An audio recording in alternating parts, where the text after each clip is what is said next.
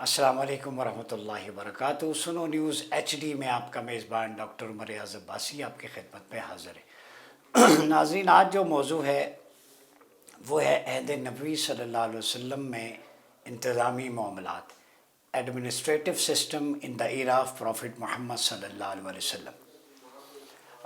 कई वीलॉग्स में हमने इदारा जाती तश्कील के निज़ाम पे बात की थी, लेकिन चूँकि मदीना सानी यानी पाकिस्तान की स्टेट इंस्टीट्यूशंस जो है, जो एडमिनिस्ट्रेशन है, उसकी बेहतरी के लिए हमारे लिए रोल मॉडल है आप सल्लल्लाहु अलैहि वसल्लम का इदारती निज़ाम कि एडमिनिस्ट्रेशन आप सल्लल्लाहु अलैहि वसल्लम ने स्टेट लेवल पे कैसे उसको बेहतर किया, कैसे मुनज़्ज़म किया। हम स्टेप बाय स्टेप उसका जायज़ा लेंगे और फिर पॉलिसी मेकिंग इंस्टीट्यूशंस जो हैं उनके सामने, ताकि वो एक राह अमल भी मुतय्यन हो जाए, वो उसको फॉलो करते हुए पाकिस्तान के इदारा जाती निज़ाम में बदइंतज़ामी को दूर करें, नज़्म व नस्क को लेके आएँ, मेरिट को लेके आएँ और इंस्टीट्यूशन बिल्डिंग का जो एक फार्मूला है आप सल्लल्लाहु अलैहि वसल्लम का, उसको फॉलो कर सकें। आज की गुफ्तगू का ये मकसद है। सबसे पहले दीनी उमूर जो हैं उनको मुनज़्ज़म करने का इदारा आप सल्लल्लाहु अलैहि वसल्लम ने जो है वो कायम किया। जहाँ से ये अंदाज़ा लगाएं कि दीनी उमूर कितने इम्पोर्टेंट हैं कि एक रियासत के इंतज़ाम व इंसराम में बुनियाद जो है वो आपकी दीन होती है, अल्लाह और उसके रसूल के अहकाम होती। तो उनको मुनज़्ज़म करने के लिए एक इंस्टीट्यूशन जो है, चाहे उसको आप रिलीजियस एजुकेशन का नाम दें या रिलीजियस एडमिनिस्ट्रेशन का नाम दें, नाम कोई भी दें, वो एक इदारा हो जो इस्लाम के शायर की हिफाजत कर सके, जो आपके इस्लामिक कल्चर और सिविलाइजेशन यानी तहज़ीब व सकाफ़त का प्रचार कर सके, Islamic knowledge, wisdom, training and स्पिरिचुअलिज़म, इन चीज़ों को लोगों की किरदार साजी, इनफरादी तश्कील और माशरती तश्कील दोनों में बुनियाद दीन हो, ताकि वो अमन कायम करें, प्यार मोहब्बत से रह सकें, ट्रांसपेरेंसी रखें अपने ताल्लुकात में, सोशल इंटरेक्शन में। ये पूरा मेकनिज़म दीन के मुताबिक हो। तो दीनी उमूर का मुनज़्ज़म इदारा आप सल्लल्लाहु अलैहि वसल्लम ने इसलिए क़ायम किया कि आप सल्लल्लाहु अलैहि वसल्लम के पेश नज़र था कि दीन न सिर्फ मस्जिद में हो बल्कि घर भी दीन के मुताबिक चले, उमूर ख़ानदारी भी दीन के मुताबिक हों, उमूर मुआशरा भी दीन के मुताबिक हों, उमूर तिजारत व मईशत भी दीन के मुताबिक हों, उमूर सियासत व ममलिकत भी दीन के मुताबिक हो। इसलिए ये इदारा कायम किया और आप सल्लल्लाहु अलैहि वसल्लम ने मुसलमानों के माबैन दीनी उमूर का मुनज़्ज़म नफाज किया, जो इम्प्लीमेंटेशन होती है। जैसे मिसाल पहली है, नमाज के क़याम के लिए मस्जिद में आप सल्लल्लाहु अलैहि वसल्लम मुसलमानों की इमामत ख़ुद करवाते, लीड करवाते। और जब आप सल्लल्लाहु अलैहि वसल्लम जो है वो बीमार हुए तो आप सल्लल्लाहु अलैहि वसल्लम ने फरमाया, मर्रू अबा बकरिन फ़युसल्ली बिन्नास। बुखारी सही में है, तौक़िन निजा मुस्लिम में है, अब्दुर्रज़ाक़ मुसन्निफ़ में, इब्न माजा में, सुनन कुबरा नसाई में, तिरमिज़ी में। ठीक है, ये रिवायत कि अबू बकर रज़ियल्लाहु अन्हु से कहो कि वो नमाज़ पढ़े।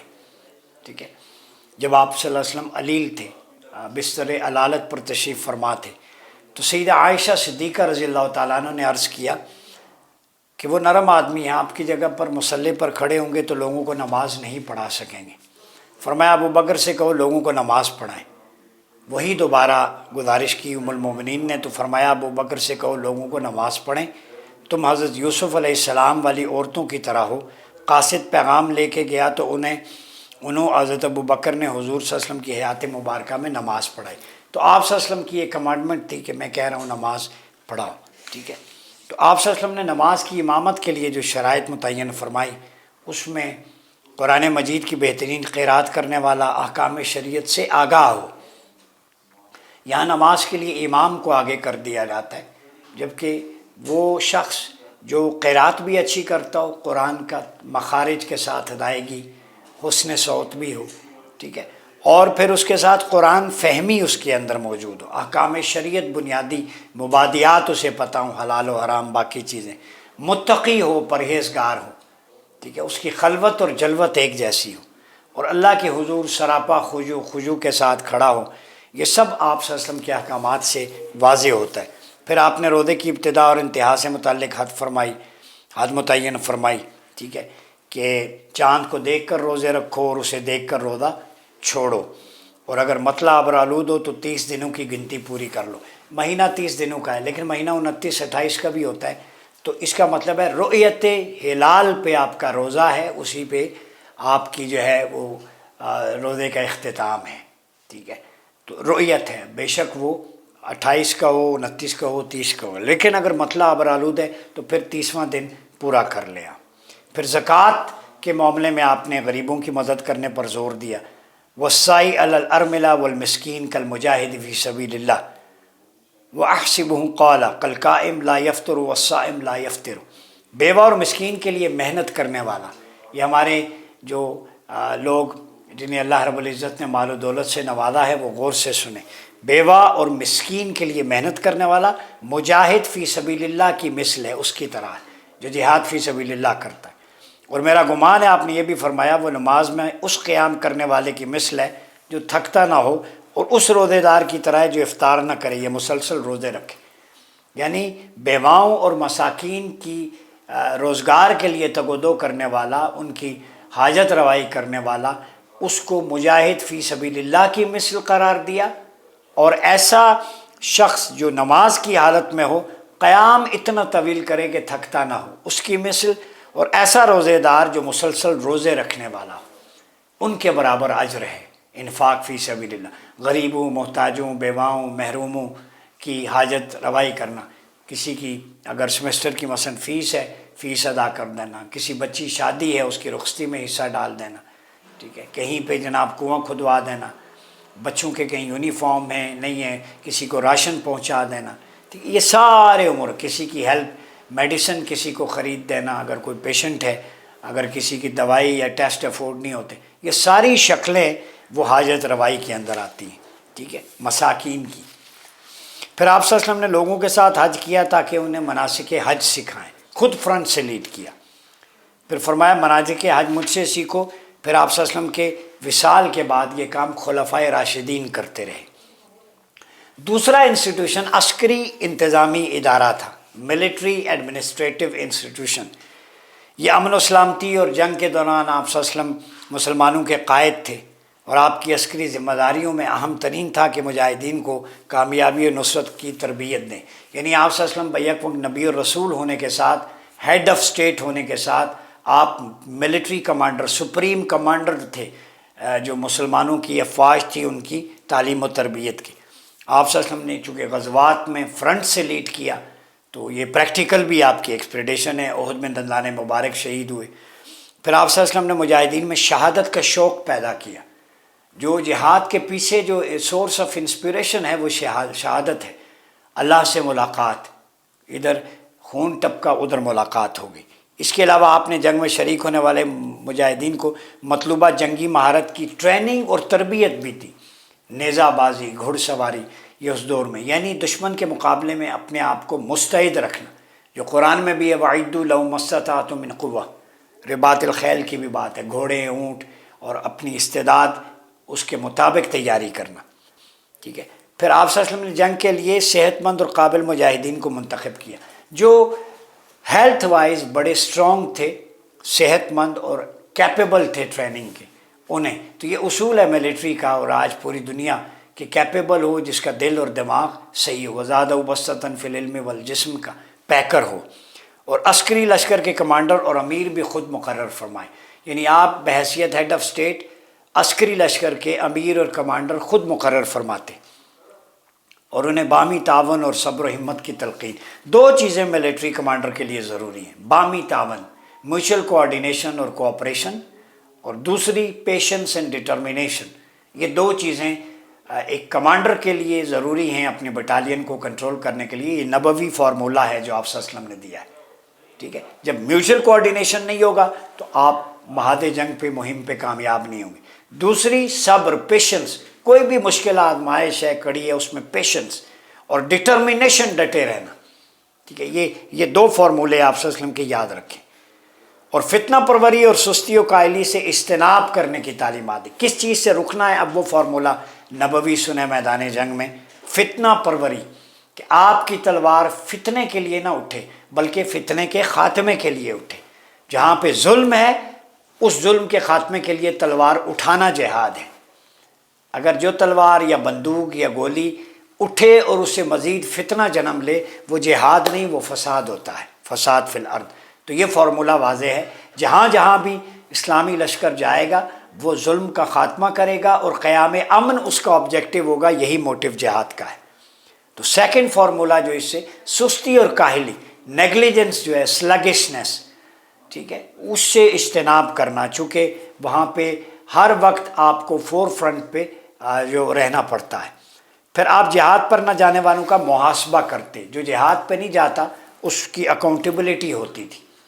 تو اکاؤنٹیبلٹی سب سے پہلے جو آپ صلی اللہ علیہ وسلم نے شروع کی ان لوگوں کی جو اپنی زندگی کو قیمتی جانتے ہیں، بڑے مقصد کے پیش نظر اپنی جان کو پریفر نہیں کرتے، ٹھیک ہے، ان کا اکاؤنٹیبلٹی ہوتی ہے، چونکہ بڑا مقصد ہے دین کی حفاظت، اسلامی ریاست و مملکت کی حفاظت، اور ریاست اسلامی کی حفاظت اس لیے کہ ریاست باقی رہے گی، منظم رہے گی، اس کی حفاظت ہوگی تو وہاں پر دین پھلے پھولے گا، اسلامی اقدار کی نشو و نما ہوگی اور دنیا اس سے فائدہ اٹھائے گی۔ تو یہ آپس میں کوریلیٹ کرتے ہیں۔ پھر آپ صلی اللہ علیہ وسلم نے عسکری مجاہدین جو ہیں، ملٹری کمانڈرز اور جو سولجرز ہیں، اور ان کو اور ان کے لیڈرز کو، بیٹالینز کو عسکری راز چھپانے اور محفوظ رکھنے کی تعلیمات دی۔ عسکری راز جو ہوتا ہے ملٹری سیکرٹ ہوتا ہے، یہ سیکرٹ ملٹری سیکرٹ ایکٹ بھی آپ صلی اللہ علیہ وسلم نے بتا دیا، اس کی ایتھکس اور پروٹوکولز کیا ہیں۔ جب آپ ایک فوج میں رہیں، بے شک آپ ریٹائر ہو جائیں، مرتے دم تک جو قوم کا، دین کا، جو ملٹری فرنٹ پہ آپ کے پاس راز ہیں بحیثیت انٹیلیجنس آفیسر یا سپائی یا ایجنٹ کے، ملک کے لیے وہ راز چھپانے یعنی اس کو سیکرٹ رکھنے اور اس کو پروٹیکٹ کرنے کی تعلیم ہے۔ تو نبوی فارمولہ ہماری انٹیلیجنس ایجنسیز کے لیے، چاہے وہ ISI ہو، MI ہو، IB ہو، اسپیشل برانچ ہو، ان کے اہلکاروں سولجرز سے میں کہوں گا کہ آپ جو ہے وہ عسکری راز جو ملک سے ریلیٹڈ ہیں، جو سیکرٹس ہیں پالیسی میکنگ، نہ صرف ان کو چھپائیں، سینے میں رکھیں، بلکہ محفوظ رکھتے ہی اس دنیا سے چلے جائیں، جان چلی جائے لیکن وہ راز نہ دیں۔ یہ نبوی فارمولہ ہے۔ تو اس راز کو چھپانے کے لیے جو اپنی جانوں کا نذرانہ پیش کرتے ہیں جو سولجرز یا ہمارے عسکری اداروں کے ایجنٹس، وہ نبوی فارمولے کو یعنی سنت مصطفیٰ پر عمل کر رہے ہیں، وہ شہید ہیں۔ حضور علیہ الصلوۃ والسلام نے جب محفوظ رکھنے کی ہدایت دی تو جان سے گزر جائیں، تو حضور کی ہاں میں ہاں ملانا ہے اور راز کو چھپانے کے لیے اپنی جان تک قربان کر دینا، یہ آقا علیہ الصلوۃ والسلام کی ہاں میں ہاں ملانا ہے۔ تو جو حضور کی ہاں میں ہاں ملاتا ہے، آقا علیہ الصلوۃ والسلام کی انوار و تجلیات کی توجہات کا مستحق ہوتا ہے، چاہے وہ جس ادارے میں ہو۔ پھر آپ صلی اللہ علیہ وسلم نے قیدیوں کے ساتھ اچھا سلوک اختیار کرنے کا حکم دیا۔ اب جیلر جو ہے، جیلر صاحب، ہمارے ہاں بھی جیل کا سسٹم ہے اور یہ جیل کا منظم سسٹم سیدنا فاروق کے اعظم نے اس کو ریفارمز لا کے اپنے دور میں مزید مستحکم کیا۔ تو آپ صلی اللہ علیہ وسلم نے جو بیسک پرنسپل دیا پرزنرز کے لیے وہ عمومی ہے کہ ان کے ساتھ اچھا سلوک کریں، ٹھیک ہے، اچھے نرمی سے، سافٹنس سے برتاؤ کریں۔ اب اس میں احادیث میں اور تاریخ کی کتب میں ہمیں جو ملتا ہے کہ جیل میں اس دوران ان کو قید و بند کے دوران اچھا کام کروایا جاتا ہے۔ جیسے خلفاء کے دور میں جو قیدی ہوتے ان کو پڑھنے لکھنے پڑھانے کا کام بھی کیا جاتا، جو ان پڑھ ہے اسے اسکل ڈیولپمنٹ پہ لگایا جاتا۔ ایون آپ صلی اللہ علیہ وسلم کے دور میں قیدیوں کو کھانا پہنچایا جاتا، بعض صحابہ کی ڈیوٹی تھی اچھا برتاؤ، انہیں احکام شریعت کی پابندی، انہیں دین سکھایا جاتا۔ یعنی جو قید میں ہے معمولی جرائم میں، جب وہ باہر نکلے تو معاشرے کا مفید شہری بن کے نکلے۔ تو قید خانے یا جیل یہ عبرت کی جگہ بھی ہے لیکن مفید شہری بنانے کی ایک انڈسٹری بھی ہے۔ یہ آپ صلی اللہ علیہ وسلم کا نبوی ماڈل جو آپ ادارہ جاتی ایسے ادارے تشکیل پاتے، جیل میں زہر آلود یا بامشقت سے نہیں، انہیں اپنے کردار سے انہیں سمجھائیں کہ جو غلطی کی ہے وہ غلطی تاکہ آئندہ نہ ہو۔ تو بڑے مجرموں کو جو قتل کے یا دوئے تو اکارڈنگ ٹو دا لا تو ظاہر ہے ان کو سزا ہوگی، لیکن معمولی جرائم میں جو ہوتے ہیں ظاہر ہے معاشرے کا حصہ ہیں، انہیں اس طرح پیوریفائی کریں کہ جب وہ واپس آئیں تو بدلے ہوئے ہوں، سماج کی تعمیر و ترقی میں اہم کردار ادا کریں۔ یہ نبوی سافٹنس کا فارمولہ ہے۔ پھر دوران جنگ فصلوں کو تباہ کرنے، بچوں، عورتوں اور بزرگوں کی نسل کشی سے منع فرمایا۔ یہ سب کے لیے دوران جنگ ایک تو فصل نہیں تباہ کی جاتی، چاہے کوئی بھی دشمن ملک ہو، دشمن قوم ہو، ان کے بچوں کو قتل نہیں کیا جاتا، نہ ہی اغوا کیا جاتا ہے، نہ جینوسائڈ۔ عورتیں، خواتین اور بزرگ، ان کی نسل کشی، جینوسائڈ کلیتاً فاربیڈن ہے اسلام میں، یہ نبوی فارمولہ ہے۔ مریضوں کو نہیں نقصان پہنچایا جاتا، بوڑھوں کو، ضعیفوں کو، ہاسپٹلس کو، انفراسٹرکچر کو۔ تو ہمارے نبی صلی اللہ علیہ وسلم کی یہ تعلیمات ہیں۔ اپوزٹ غزہ میں دیکھ لیں، کھنڈرات کا ڈھیر، قبرستان بنا دیا صہیونزم نے۔ تو ہمارا دین تو ہمیں یہ کہتا ہے، سامنے عیسائی ہو، یہودی ہو، ہندو، کوئی بھی ہو، دوران جنگ ان کے بچوں، مریضوں، عورتوں، ضعیفوں کو نقصان نہیں پہنچانا۔ تیسرا ادارہ ہے گورننس کا تقرر اور صوبائی ادارے کا قیام، اپوائنٹمنٹ آف گورنرز۔ جزیرہ عرب کو انتظامی اعتبار سے مختلف صوبوں میں یا شعبوں میں آپ صلی اللہ علیہ وسلم نے تقسیم کیا۔ یہ ڈیولوشن پلان ہے جو آپ صلی اللہ علیہ وسلم نے دیا، اور ہر صوبے یا علاقے کے لیے ایک گورنر کا تعین فرمایا۔ تو گورنر کا سسٹم یہ نبوی سسٹم ہے، آپ نے تعین فرمایا۔ قبائل کا سربراہ ان کے بزرگوں کو مقرر کیا، جو دیندار اچھے لوگ تھے، شرفاء تھے، جن کی بات لوگ مانتے تھے، ٹھیک ہے۔ پھر انتظامی اور سیاسی اداروں یا صوبائی گورنروں کی نگرانی کے لیے جن افراد کو مقرر فرمایا، ان میں سے مشہور صحابی طاہر بن ابی حالہ التمیمی کو قبیلہ اک، قبیلہ عشائرہ، قبیلہ اشکر اور تیمہ کا حاکم مقرر کیا۔ یہ مختلف قبائل ہیں۔ پھر یالہ بن امیہ التمیمی کو جند کا حاکم مقرر کیا، جند کی ٹیریٹری۔ اسی طرح مختلف جو ہیں وہ عامر بن شہر ہمدانی کو ہمدان کا حاکم مقرر کیا، ابو موسیٰ اشعری کو مارب، عمر بن العاص زید بن ابو انصاری کو عمان کا والی مقرر کیا، علا بن حضرمی کو منذر بن ساوی کے ساتھ بحرین کے انتظامات سونپے۔ یہ وہ جو ہے وہ عاملین تھے، ٹھیک ہے، نگرانی کے لیے سیاسی اور انتظامی امور کی، جو آپ صلی اللہ علیہ وسلم نے مختلف متعین فرمائے۔ پھر آپ صلی اللہ علیہ وسلم دیگر صحابہ کو مختلف چھوٹے علاقوں میں متعین کیا، جیسے قری، ارینا، تبوک، خیبر، فدق۔ ان کا انتظام حضرت عمر بن سعید بن عبداللہ بن عاص، حذیفہ بن یمان کے پاس تھا، اور وادی قرہ کا انتظام حکم بن سعید بن عاص کے ہاتھ میں تھا۔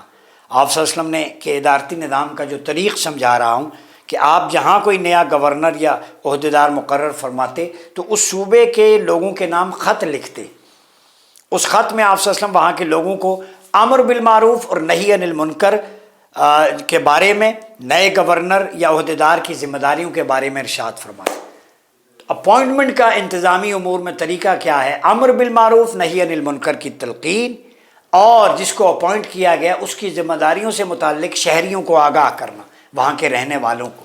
یہ نبوی ایڈمنسٹریشن ہے۔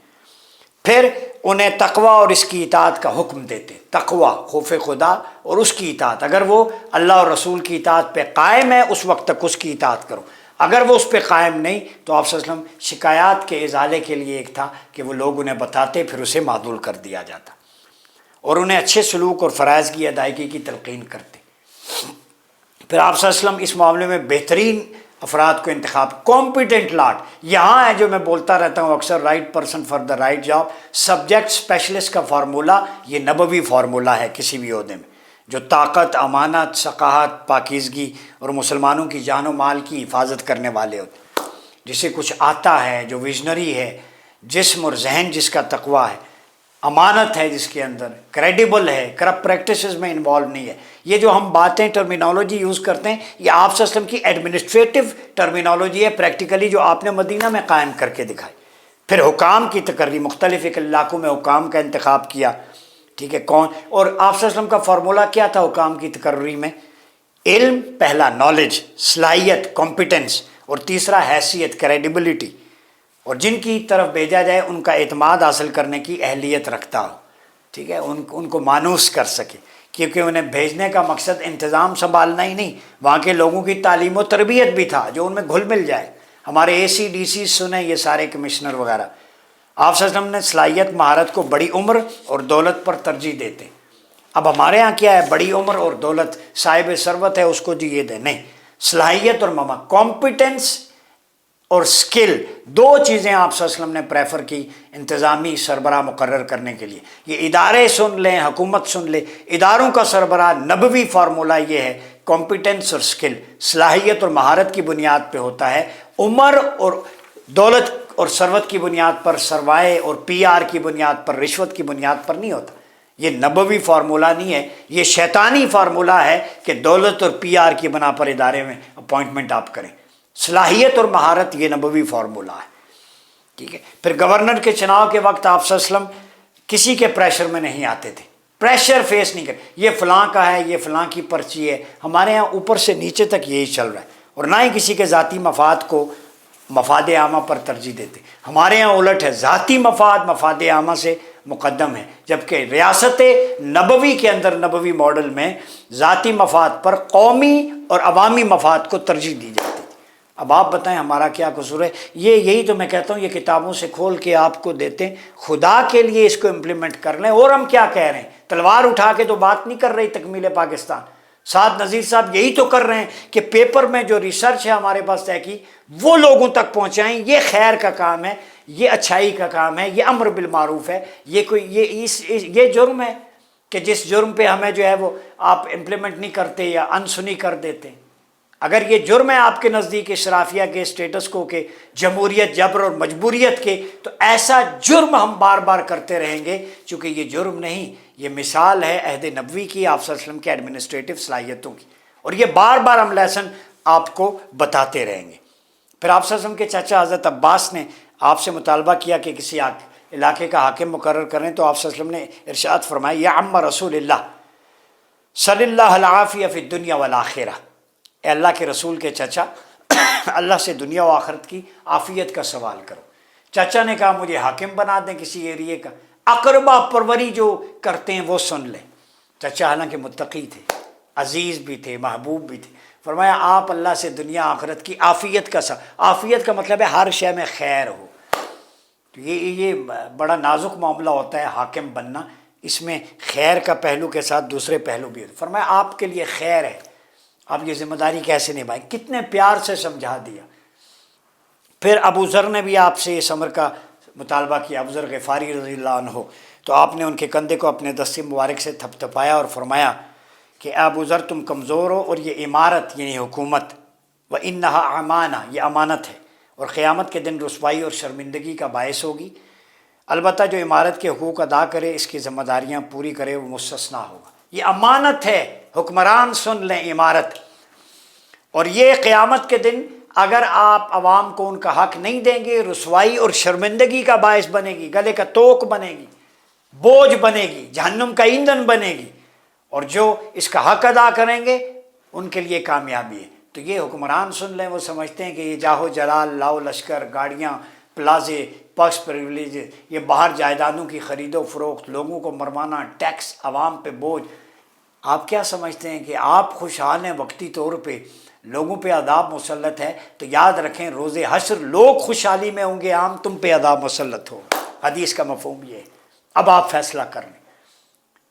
اور میں کبھی کبھی تفنن طبع کے لیے کہتا ہوتا ہوں، ایک مثال دیتا ہوں کہ فرشتے جب قبر میں کوئی پاکستانی جائے گا، کوئی حال آ کے بتائے تو پتہ چلے، پوچھیں گے ہاں جی کس علاقے سے ہو؟ پاکستان سے۔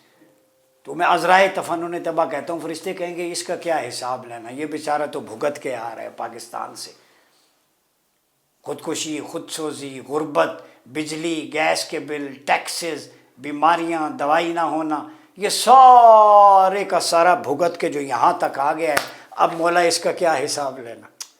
تو رب بھی کریم رحیم ہے، فرمائے گا اتنا کچھ بھگت کے آیا ہے، اب اسے بخشش کا پروانہ تھما دو۔ یہ ایک ہمارا حسن ظن میں ایک اپنی رائے دے رہا ہوں۔ تو ہماری تو یہ مثال سمجھانے کا مقصد ہے، پاکستانی قوم کی تو یہ حالت ہے جو شاید اس نے حشر میں بھگتنا تھا، دنیا میں ہی حکمرانوں کے ذریعے بھگت کے جا رہی۔ تو ایک لائٹر سائیڈ پاکستانیوں کے لیے ہے کہ چلیں ادھر شاید کوئی بہتری آ جائے۔ پھر آپ نے قبائل کے سرداروں کو ان کی بطور حاکم مقرر کیا۔ وہ مسلمان ہوتے تو اسلام کی تلقین کرتے، غیر مسلم ہوتے تو اسلام کی شرائط کے ساتھ کاربند رہنے کا حکم دیتے، اور انتظامی معاملات رسم و رواج پر چھوڑ دیتے۔ یہ ہے انکلوسیو سوسائٹی، سن لیں، جو ڈرتے ہیں خلافہ اور مدینہ ماڈل سے، کہ جو قبیلے کا سردار نان مسلم ہے اسے کہتے اسلام کے بنیادی چیزوں پہ کوئی کمپرومائز، بہرحال انتظامی معاملات جو ہیں تمہارے رسم رواج، کسٹم، ٹریڈیشن کے مطابق چلاتے رہو۔ اسلام نے اتنا مارجن دیا ہے۔ یہ ہے ڈائیورسٹی، انکلوسیونیس، جہاں باقی مائنورٹیز، ایتھنک گروپس کے بھی رائٹس۔ یہ بہترین حکمت عملی تھی کہ ریاست وسیع ہوئی ایسا نظام حکومت قائم ہوا جس میں اختیارات کی تقسیم تھی اور تمام قبائل جو ہے وہ اس میں اس کے تابع ہوتے تھے. تو یہ ماڈل ہے. اگلے میں انشاءاللہ تعالی ہم لیکچر میں جو حکام کی تقرری کی میتھڈولوجی ہے اس پہ بات کریں گے. تو تکمیل پاکستان موومنٹ اور چیئرمین سعد نذیر کا یہ پیغام میں آج پھر دوبارہ دہرا دیتا ہوں کہ خلافہ علی منہاج النبوہ کو ریوائیو کرنا، اس کے لیے علمی، فکری، نظریاتی جد و جہد کرنا یہ ہمارا مقصد ہے. اور اس کے لیے ہم سوشل میڈیا کے ذریعے، میڈیا کے ذریعے، کانفرنسز کے ذریعے، ریسرچ کے ذریعے، تحقیق جو مدینہ ماڈل میری کتاب آئی ہے فارنرز کو بھی ہم نے بھیجی ہے، ہم پوری دنیا کو وہ ماڈل بتانا چاہتے ہیں. پیس اینڈ انکلوسیونیس پہ مبنی ہے. آئیں ہمارا ساتھ دیں، گھبرانے کی بات نہیں ہے. جو ٹاک کرنا چاہے، میں مختلف اب تک کوئی 40 انٹرنیشنل کانفرنسز میں آن لائن اپیئر ہو چکا ہوں. وہاں ہم نے خلافہ علی منہاج النبوہ اور تکمیل پاکستان کے آبجیکٹیوز بتائیں. یہی ریاستی ماڈل کہ کسی مائنورٹیز کو، ایتھنک گروپ کو کوئی خطرہ نہیں ہونا چاہیے، ان کے لیے بھی پروٹیکشن ہے. تو پاکستانیوں آپ سے بھی اپیل ہے کہ ہمارے اس مدعا کو سمجھیں. سعد نذیر صاحب یا ہم اپنی بات نہیں کر رہے، ہم اللہ اور رسول کی بات کر رہے ہیں. وہ خوبصورت نظام جو کتابوں میں ہے وہ عملاً معاشرے میں لانا چاہتے ہیں، جو رسول اللہ کے دور میں تھا اور خلفاء کے دور میں تھا. وہ نظام یہاں پہ آ جائے تو خوشحالی ہوگی اور پھر فیصلے آپ کی مرضی کے مطابق ہوں گے، امریکہ اور باقی استعمار اور سامراج کے مطابق نہیں ہوگی. اپنا وقار سمجھیں. آپ کا وقار، آپ کی عزت قرآن و سنت میں ہے، خلافہ میں ہے. تو اسی کے ساتھ اپنا بہت خیال رکھیے گا. اپنے میزبان ڈاکٹر عمر ایاز عباسی کو اجازت دیجیے. اللہ حافظ.